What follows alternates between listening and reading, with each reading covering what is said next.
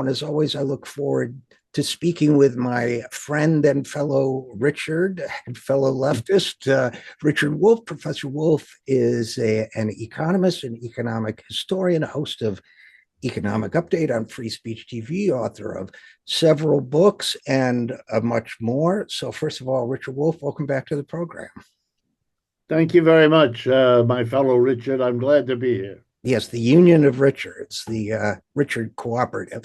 One thing I know has been on your mind, because it's gotten in the media frenzies that have surrounded us the last few days, hasn't perhaps gotten the attention it should, is the assault on the boat that was supposed to carry Greta Thunberg and a number of other activists to Gaza, another attempt at to break the blockade and bring humanitarian aid. And I am curious, what are your thoughts about that?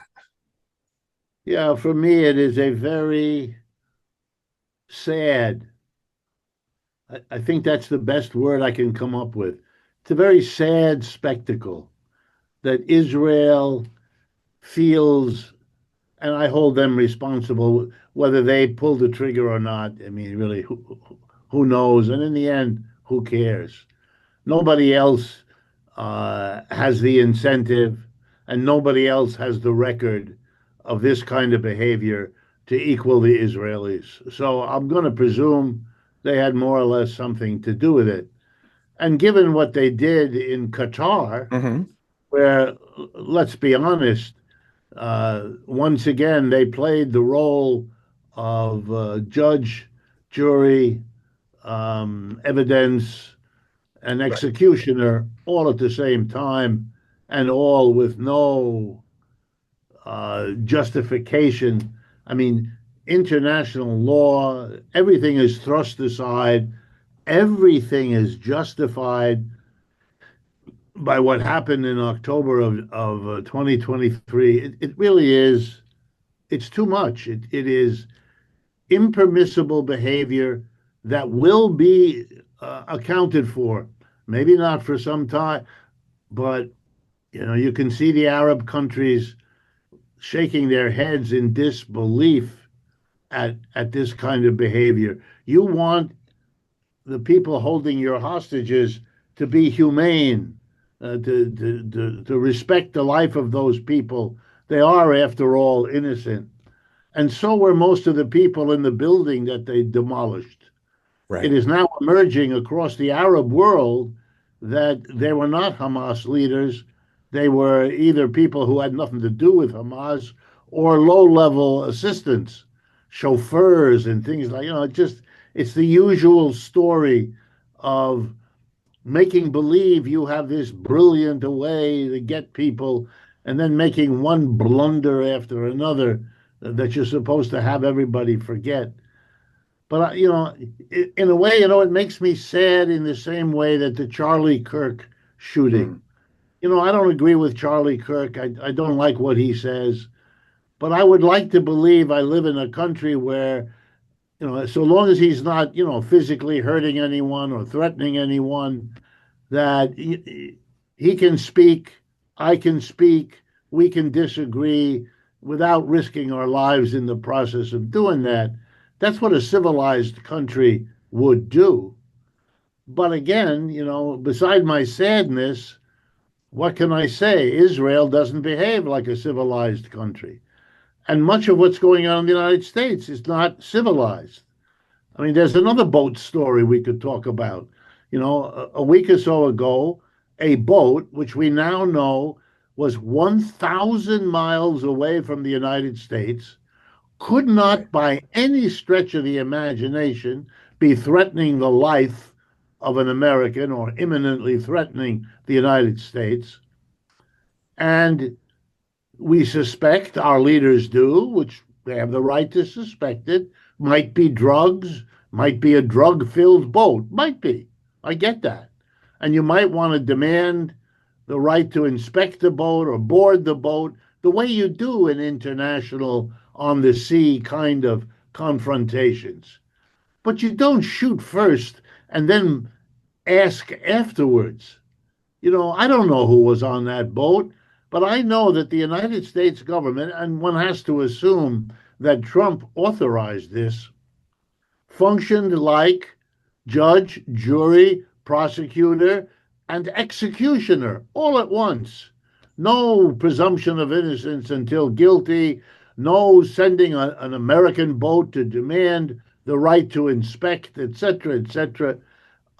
You could have done this in so many other ways without directly contradicting international law. Was not a crisis that threatened the United States. It was 1,000 miles away. You can't figure out where that boat is going. There's 20 countries between there and here to which it might have gone, etc., etc. It's outrageous to act this way, as it is with Israel and Qatar, as it is with whoever, Israelis or not, are making life impossible for people on that flotilla who are bringing food and medicine to people who obviously need it. I mean, to bother them, to threaten them, to endanger them. Well, It to tells you bomb their something. boat, I mean, Yes, yeah, sure. Yeah. it tells you something about the level of desperation of the people who are doing this. And I include the Israeli government and the United States government, and also the desperate fear that I'm assuming is in the mind of whoever shot Charlie Kirk, so that you can't tolerate letting him have his piece, let him talk his what he believes. Uh, we've had it before. He hasn't said something other people haven't also said, and it's obviously crazy to imagine that by killing him, you Right. prevent those things from being said. Not going to happen. And a moment's thought should have done it. So it makes me sad that our tensions in this culture are so severe, our divisions are so severe, and the people in charge are so busy worsening them every day that we have this situation. We also have a political culture that, at least in certain situations in this country, thinks that violence is a perfectly appropriate response to actors on the world stage or local stage we don't like, or just people we choose at random. I'm thinking, for example, during Trump's first administration, the assassination of the Iranian official Qasem Soleimani, who was at that point engaged in peace negotiations. I'm not saying he's a saint. I mean, I don't know that much about him.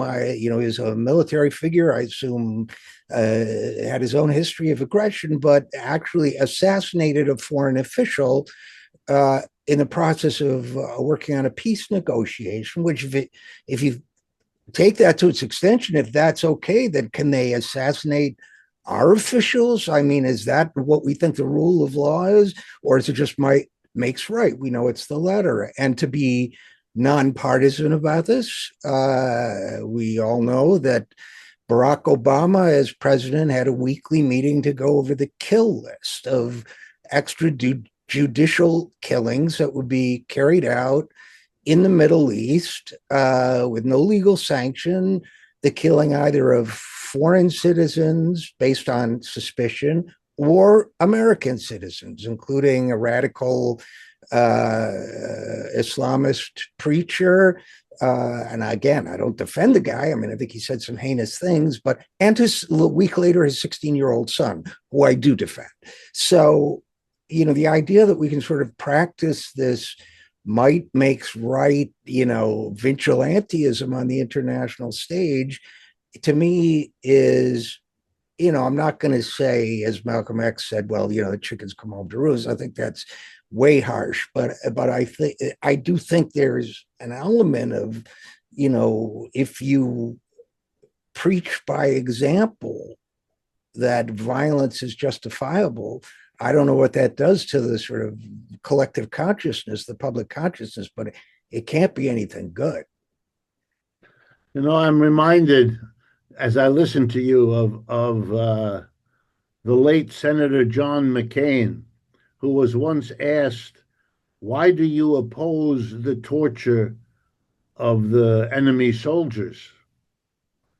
And he said, I oppose them because the more you do that to them, the more they will be doing it to us when we get captured.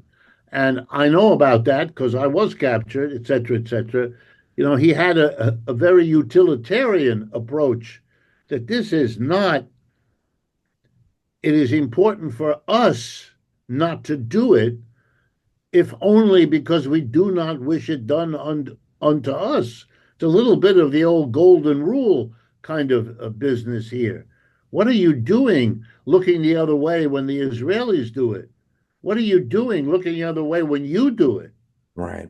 This is not, that's why, Mr. Trump blaming the left without, we haven't even caught the person who Right. shot Charlie Kirk. He's already, look what he's doing. He's acting again, judge, jury, and perhaps executioner for something he could not possibly know. So that is irresponsible behavior. It's one thing if it's done by a local person, maybe someone connected to all of this. But here's a president 1,000 miles away from Utah, supposedly trying to keep a country from falling apart, and here takes, without knowledge, without evidence, a position as if he knew what was going on. I mean, it's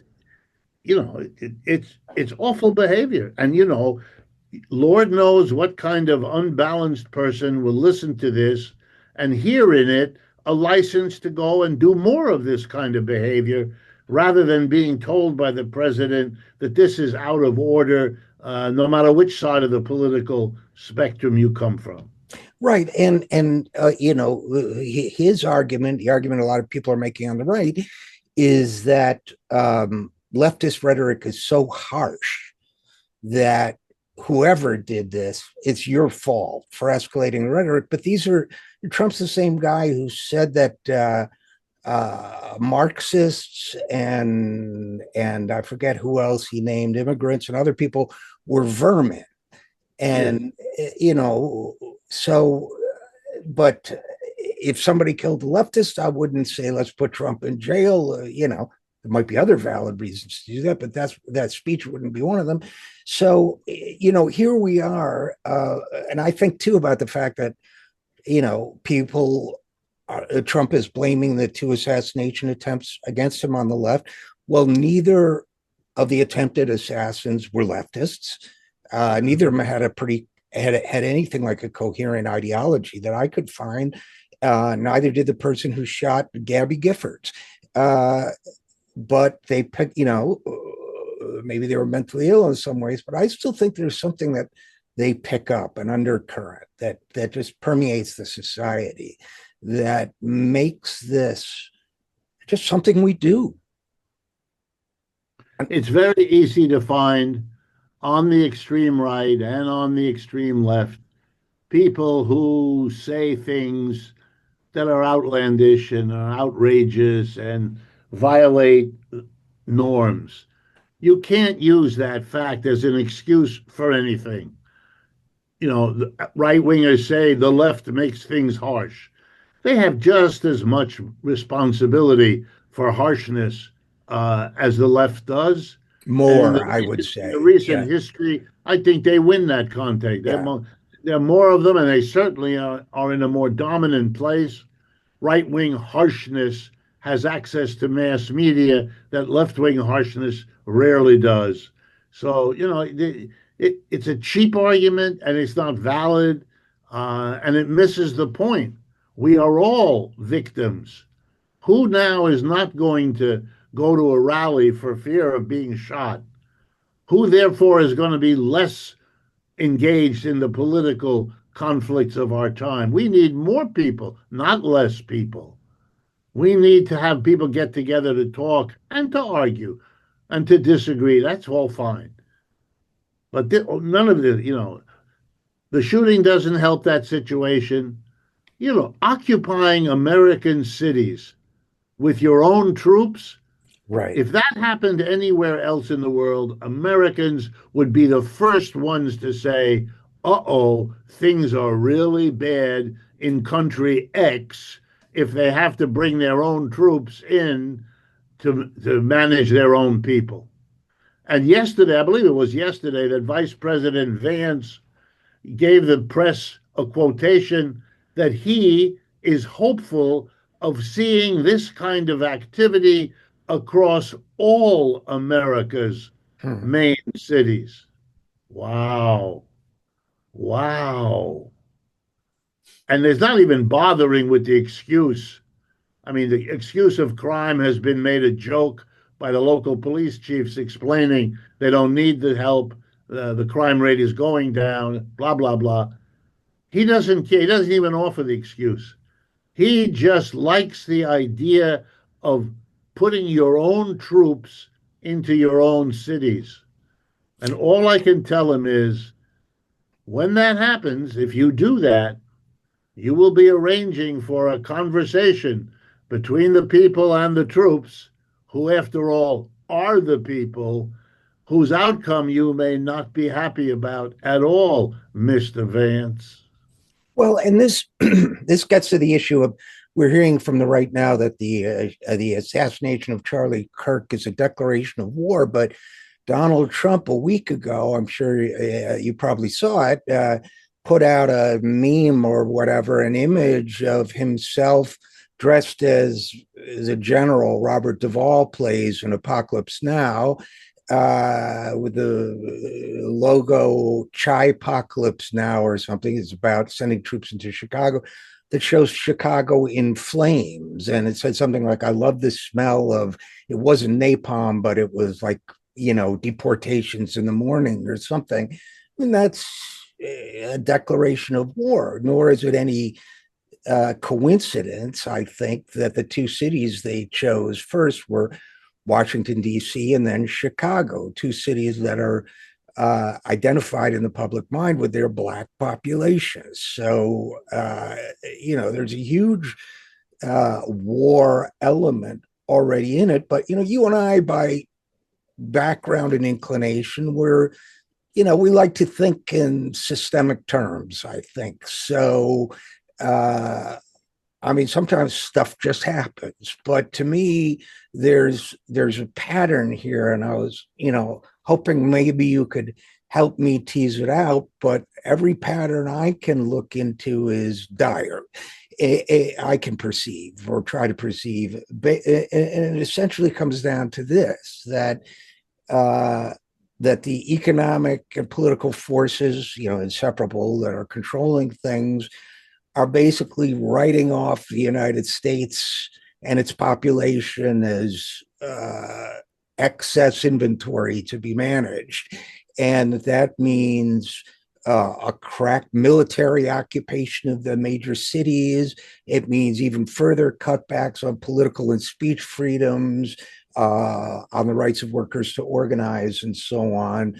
That in effect, they're saying, we're not, the so-called middle class dream is dead. We're going to keep it pacified in any way through whether it's internet addiction or persuasion or military force. But America, your day is done. That's the only interpretation I can give to all this. Am I being too dystopian about the whole thing? I don't think so. I don't think so. The way I look at it, which is comparable to what you're saying, I put on a little bit of my glasses as an economist. For me, these are symptoms of an economic system in the throes of its own decline. And people, by individuals who don't want to see that, which I understand, who wants to look at such a thing. The empire is disappearing. We seem to have kicked the largest conceivable ally we could still have, India, right in the face. Mm-hmm. So they're gone. Our adversary gets richer and more economically well developed. I'm talking about China, obviously, with each passing day. The United States is forced, out of desperation of a declining situation, to cannibalize its own allies, to turn on Mexico and Canada, docile, undangerous, unthreatening, major buyers of American exports, major provider of American imports, hit them in the face with huge tariffs that will cost us and them. Look, we're seeing Republicans impose a tariff. A tariff falls on the American company that imports goods and services. That is the political party that promised the people less taxes, so desperate that it has to impose on them more taxes.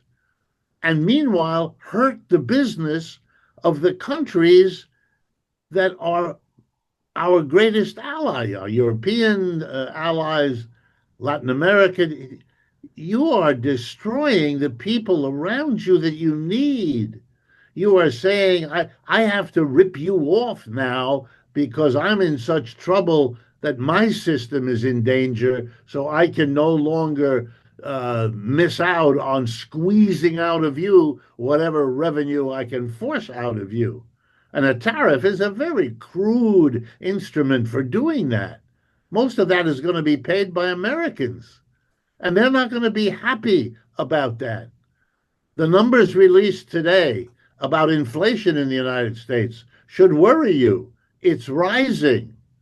Mr. Jamie Dimon, the head of the biggest bank in the United States, talks about a weakening U.S. capitalism. And you got to love the guy. He talks as if he were a spectator. Right. Yes, I know. But yeah, he has he's telling you what he's watching.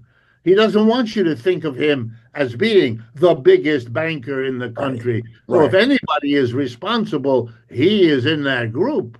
Oh no, he wants to be viewed as the spectator. It's like Trump wanting to blame the problems of America on immigrants. Right.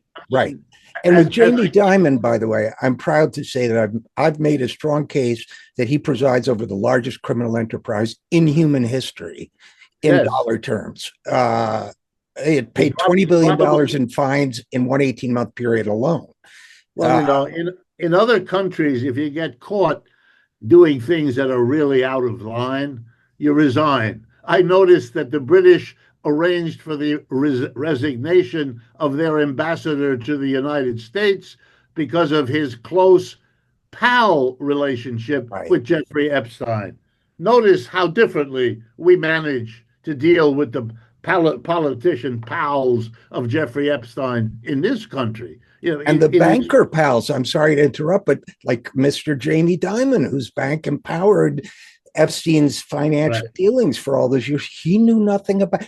A, he tells us he's the greatest bank president ever. B, he knew nothing about this. He knew nothing about Bernie Madoff being enabled by his bank. He knew nothing about the London Whale scam, $2 billion scam, which was conducted by a person who reported directly to him. So, Jamie is either incompetent or crooked or both. But then you have this orbit of the Jamies, right? These powerful people. You have these people further out on the periphery who aren't getting a narrative, and so Charlie Kirks of this world are attractive to them as somebody who says, well, I'm going to tell you what's really going on. They're not, but at least somebody is saying, I'm going to tell you. And what that's got me to is in this conversation, when we're talking about the sort of disaffected and the roiling dissatisfaction under the surface, the culture of violence, all that, everything you described about the tariffs and the desperation, got of burning the furniture to stay warm and a dying economy. That's what Trump has done. I do wonder what the Democrats would have done, because it seems to me Democrats are the new conservatives in all of this. They're trying to conserve this dying order as it was, neoliberalism. Trump is just like, we're just going to grab anything that moves and slice it up for sandwiches. But it seems, I do wonder what the if Kamala Harris or somebody like that was president right now, what they would be doing differently. I have a feeling it wouldn't be tariffs. It would be something else desperate, but I don't know. What do you think?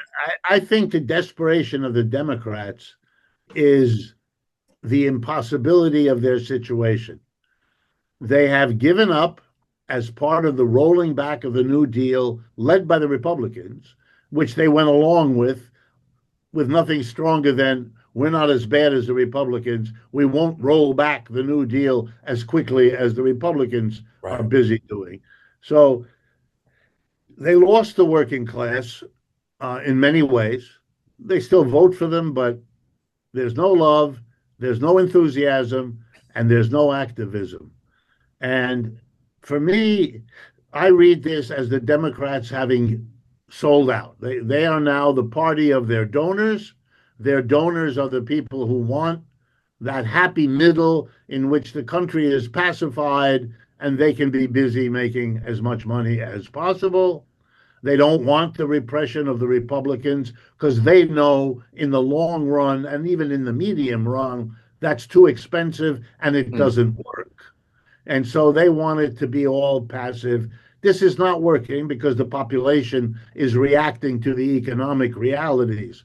And so I see the Democratic Party as destroying itself, pushing the left, the Bernies, the Alexandria Ocasio Cortez. I was struck that Bernie chose to endorse Graham Plattner, the Maine oyster fisherman who's Mhm. contesting for the Senate there, not as a Democrat. Here is Bernie going outside the Democratic Party.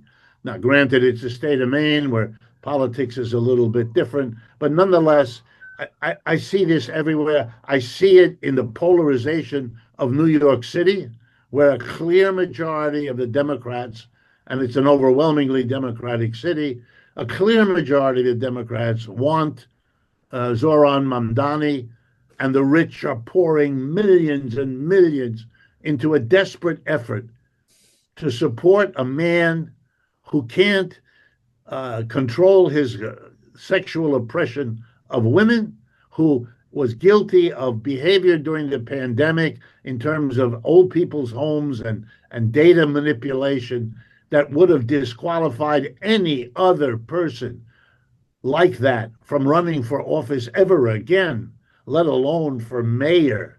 My God, that's how desperate the ruling people in the culture are. And this is not being missed.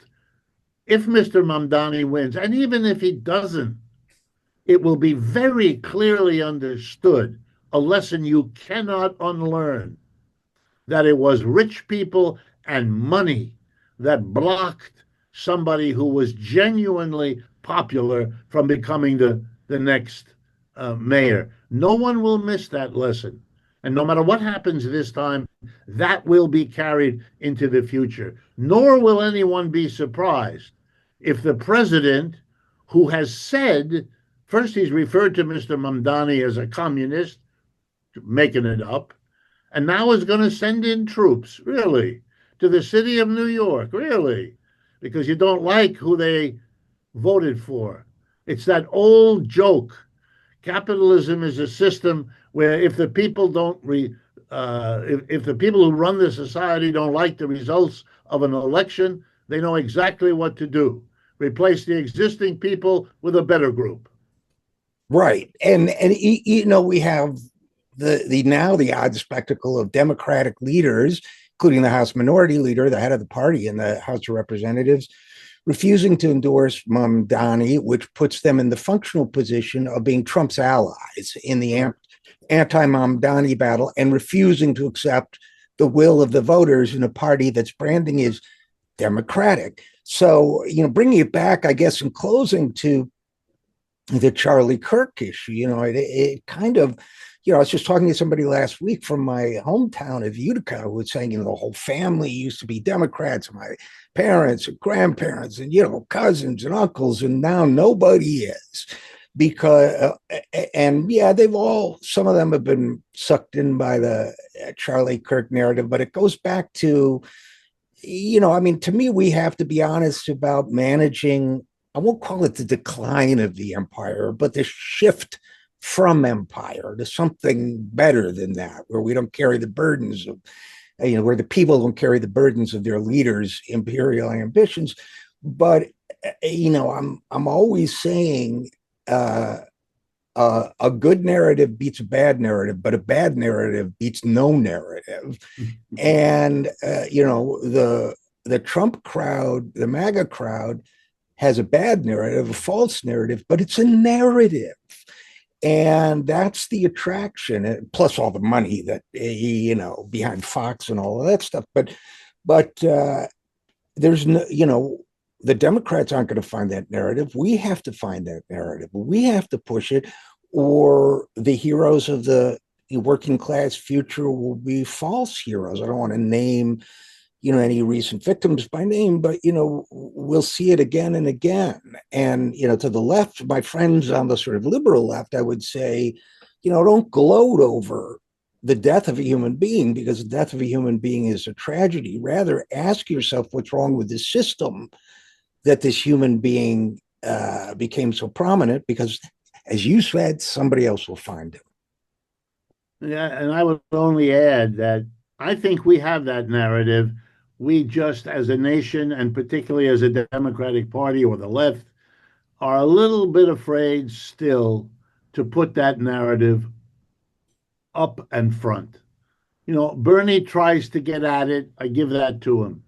But the truth of the matter is, and the narrative that will win, is a narrative that says the people who took away the industrial jobs of the heartland of this country, who moved them overseas, who replaced the workers with machines, who even brought the immigrants in to replace them, that is the corporate capitalist elite of this country. No one held a gun to their head. That's the way the system works. It was profitable to do those things, and so they did them. And they demanded that the political leaders, Republican and Democrat, become cheerleaders for globalization, which they have been for 40 years.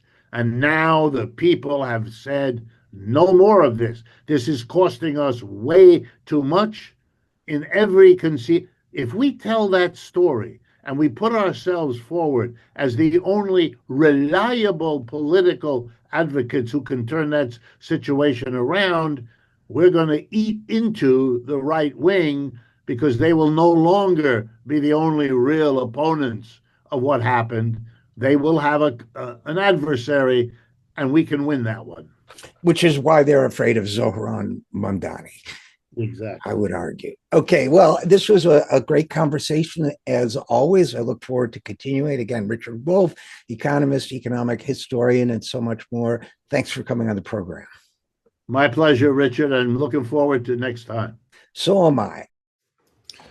We depend on your support here at the 0 Hour, so please give whatever you can at any of the links you see on your screen. Thanks so much.